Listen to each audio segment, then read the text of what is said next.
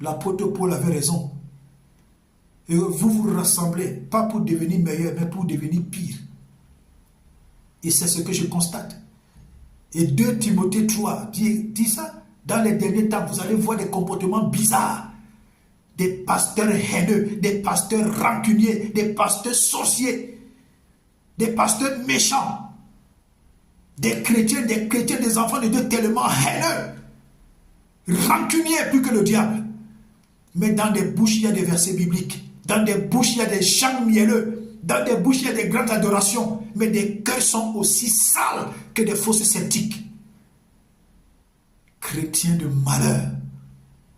Vous semez de la gangrène partout où vous passez. Vous semez de la haine, de la rancœur partout où vous passez. Vous avez des visages d'anges, des belles paroles. Mais vos cœurs sont aussi noirs que même Satan ne peut pas vous accepter en enfer.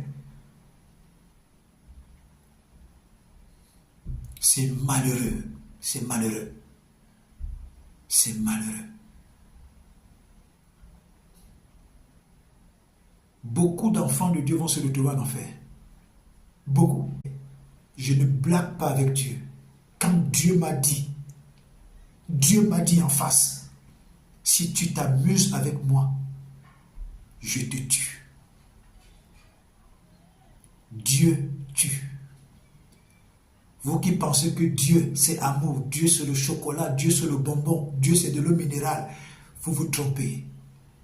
Il y a un temps où Dieu te manage. Il y a un temps où Dieu te livre entre les mains de Satan. Et comme ça, permanemment.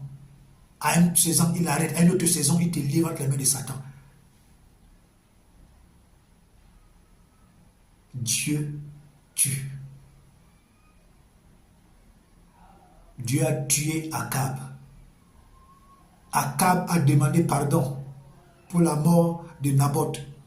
Akab s'est repenti au point où Dieu était content. Mais Dieu n'a pas annulé sa sentence. Il a fini par tuer Akab. Comme Dieu a dit, c'est comme ça qu'Akab est mort. Dieu n'a pas changé.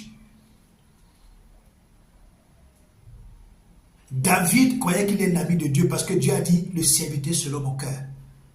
Mais à cause de Bathsheba, la femme de Uri, parce que David était parti trop loin, Dieu a envoyé la malédiction, l'épée dans la maison de celui qu'il appelait hier, le serviteur selon mon cœur. Les enfants de David ont commencé à s'entretuer, à se coucher entre eux. Le frère et la soeur se couchent entre eux. Ils ont commencé à s'entretuer. C'est le même Dieu. C'est le même Dieu. Il n'a pas changé.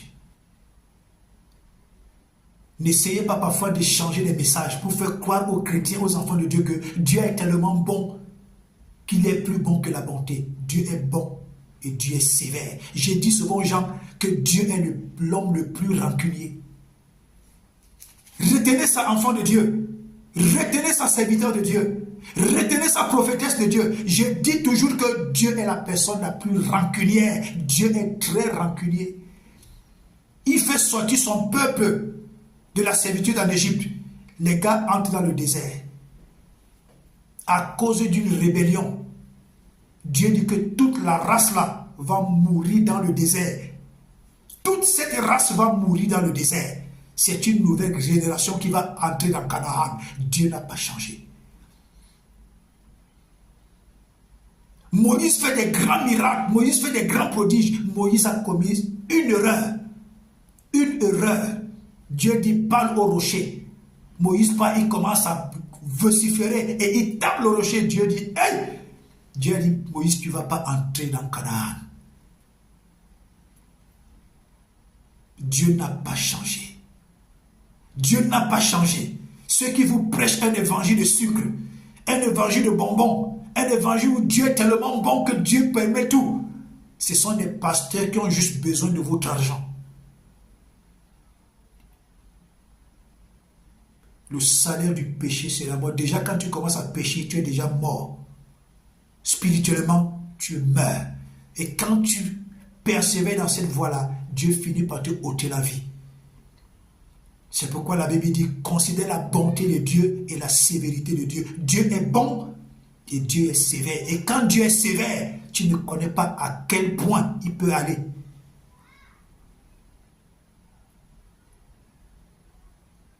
Moi, je ne donne pas de l'espace à la légèreté dans mon ministère. Je ne donne pas de l'espace à la légèreté dans ma vie. Les hommes déçoivent. Les hommes nous conduisent à ne